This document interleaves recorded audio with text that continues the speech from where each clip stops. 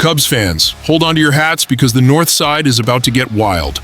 We're sitting pretty at the top of the NL Central, but behind closed doors at Wrigley, Jed Hoyer and the front office are cooking up something that could either send us straight to October glory or leave us wondering what the hell just happened. I'm talking about 3 massive moves that are shaking up Cubby Nation right now. And trust me, you're going to want to hear every single detail. Picture this, an ace with a $56 million price tag who could either save our season or become our biggest nightmare. Then there's a $116 million all-star whose name is being whispered in every front office across baseball. And if that wasn't enough to get your heart racing, we've got our most precious prospect potentially on the chopping block for a pitcher who's been absolutely dealing this year. This isn't just trade deadline talk, Cubs fans.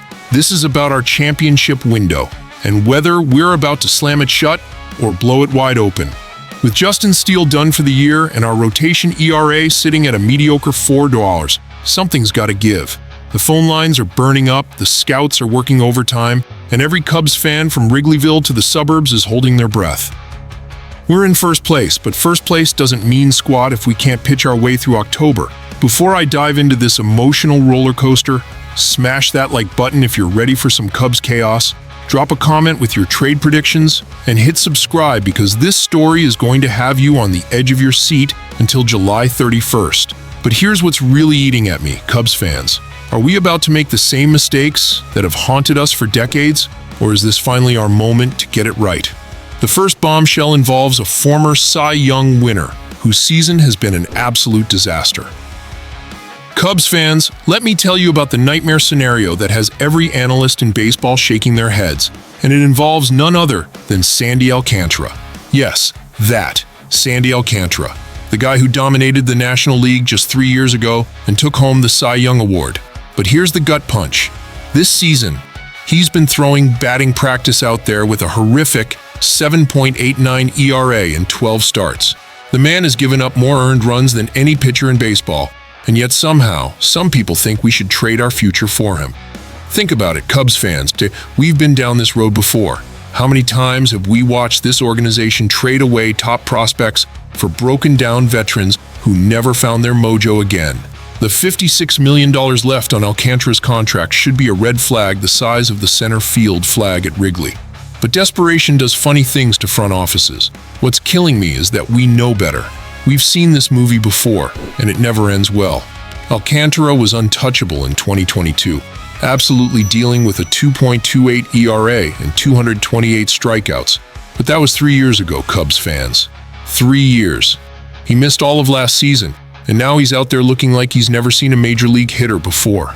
The guy who once made grown men cry with his slider is now getting rocked by rookies. The risk isn't just losing prospects. It's losing our identity as a smart, forward-thinking organization. We're supposed to be the team that learned from past mistakes, not the one that keeps making them. Trading for Alcantara would be banking on magic, hoping that somehow our pitching coaches can fix what Miami couldn't, what time couldn't, what an entire offseason couldn't repair. But here's where it gets interesting, Cubs fans. Because while we're all worried about potentially throwing away our future on damaged goods, there's another name floating around that could change everything. And this one actually makes sense. Now this is where things get spicy, Cubs fans. While we're all terrified about the Alcantara disaster, there's a real opportunity staring us in the face, and his name is Zack. This isn't some pipe dream or desperate gamble. This is the kind of move that could define our entire postseason run. We're talking about a guy who finished 5th in Cy Young, voting in 2022, and was a finalist the following year. Yeah, he's struggling this season with a 5.13 ERA. But let's put this in perspective. Gallen is projected to get a 6-year, $116 million deal in free agency, which tells you everything you need to know about how the baseball world still views his talent. Over the last 4 seasons, he's posted a 3.44 ERA and has been rock-solid reliable, making at least 28 starts each year. That's exactly what we need, Cubs fans. Durability and proven track record when it matters most. Here's the beautiful part.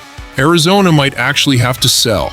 With Corbin Burnes heading for Tommy John surgery, the Diamondbacks' championship hopes are circling the drain faster than a curveball in the dirt.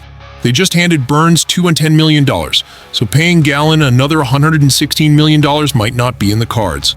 That's our opening, Cubs fans, and Jed Hoyer better be on the phone right now. Picture Gallen in a Cubs uniform, taking the mound at Wrigley with 40,000 screaming fans behind him.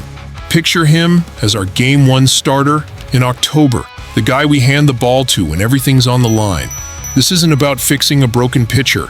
This is about adding a proven ace to a rotation that's already good enough to win the division.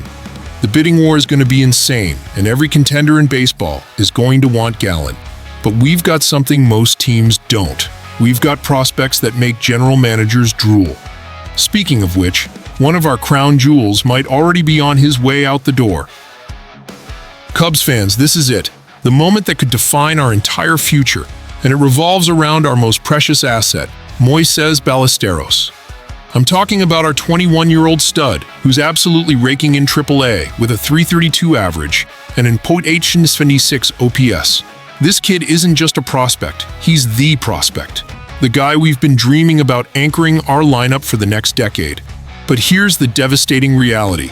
Tyler Mahle from the Rangers is dealing with a microscopic 2.02 ERA in 13 starts, and he might cost us Ballesteros plus more.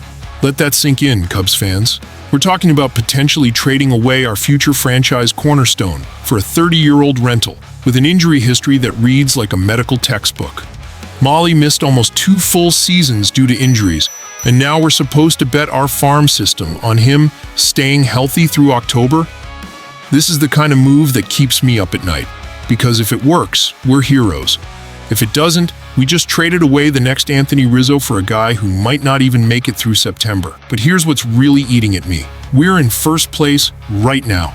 We don't need to mortgage our future for a rental when we could be building something special for years to come. Ballesteros represents everything we've been working towards since the last championship.